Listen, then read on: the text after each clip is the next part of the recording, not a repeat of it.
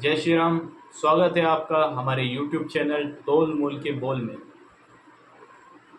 अगर आपने हमारा चैनल सब्सक्राइब नहीं करा है तो सब्सक्राइब करिए। और अगर आपको लगता है कि मैं जो भी वीडियो बनाता हूँ या आगे जो भी वीडियो बनाऊँगा वो आपके कहीं ना कहीं काम आ सकती है, आपके परिवार के काम आ सकती है, तो इस वीडियो को शेयर करिए, लाइक करिए। जी, मैं एक बात करना चाहता हूँ आपसे, एक दरिंदगी के ऊपर, जो कि भयानक दरिंदगी है, जो कि आपकी आत्मा को झंझोर के रख देगी। ऐसे ही एक क्राइम के बारे में बताना जा रहा हूँ जो कि भोपाल में घटित हुआ है।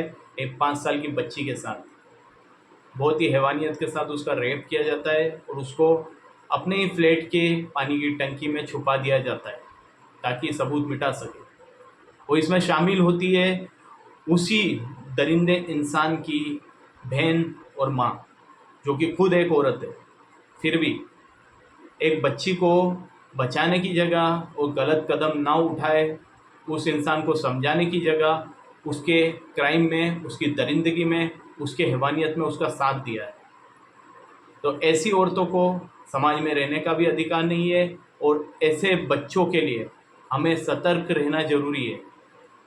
जी हाँ, एक ऐसा आदमी जिसकी बीवी मायके में रहती है उसे अकेला छोड़ के, एक ऐसा आदमी जिसकी नीयत सिर्फ 5 साल की बच्ची पे ख़राब हो जाती है, वो बच्ची जो उसके बच्चों के साथ रोज़ उसके फ्लैट में खेलने आती है।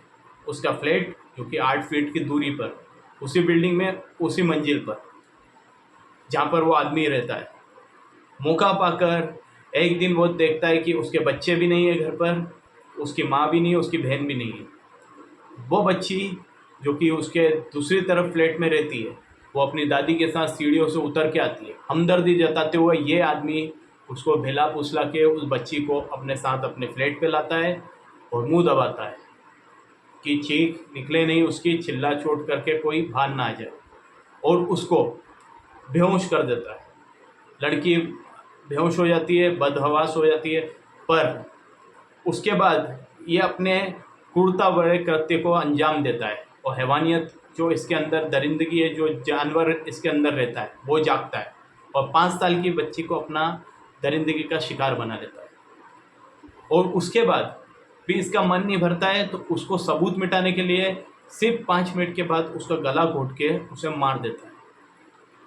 और उसके बाद अपनी छत पर जो है पानी की टंकी है, उसके बाथरूम के ऊपर रखी रहती, उसमें उसको छुपा देता है। और इन सब को बातों को अपनी बहन, अपनी माँ के साथ भी शेयर करता है।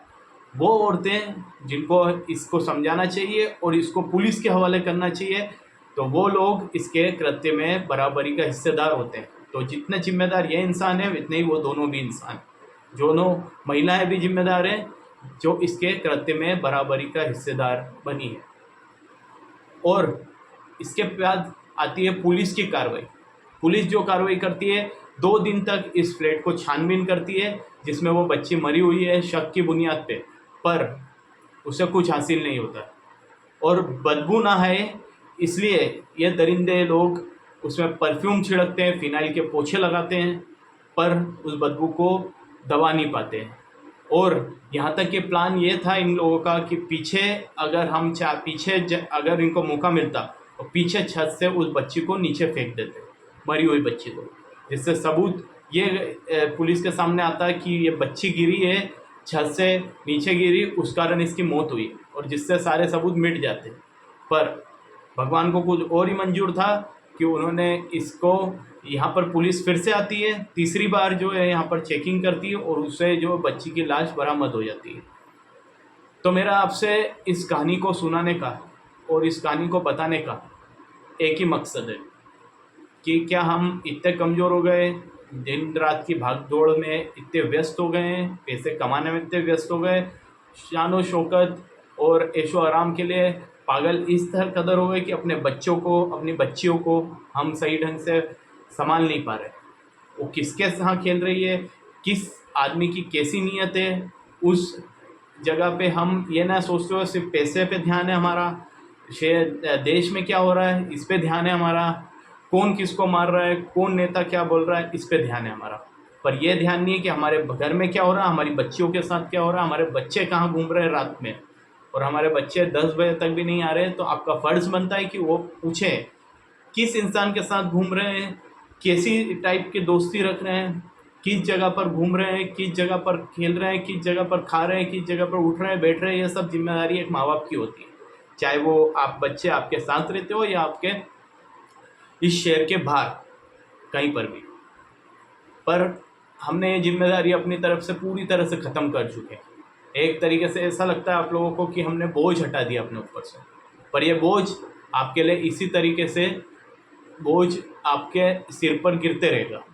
क्योंकि एक 5 साल की बच्ची जिसने अभी जीना भी नहीं सीखा था ढंग से, उसके साथ जो दरिंदगी घटी है, इसको रोकने के लिए सिर्फ और सिर्फ पुलिस, समाज, सिस्टम, कानून ये सभी जिम्मेदार नहीं, आप लोग भी उतने ही जिम्मेदार हैं कि आप अपने बच्चों को ये तो सिखाते हैं कि यहाँ पे खेलो, यहाँ पे कूदो, यहाँ पर ये खाओ, यहाँ पर ये पियो, पर ये नहीं सिखाते हैं कि कोई आपको किस तरीके से देख रहा है, उसको ये भी परखना सिखाइए। क्योंकि आने वाला युग जो है वो और भी भयानक होगा।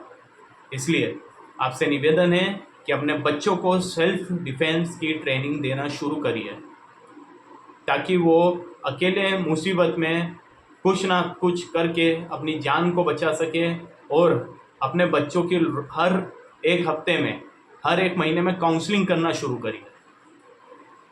जय हिंद, जय भारत।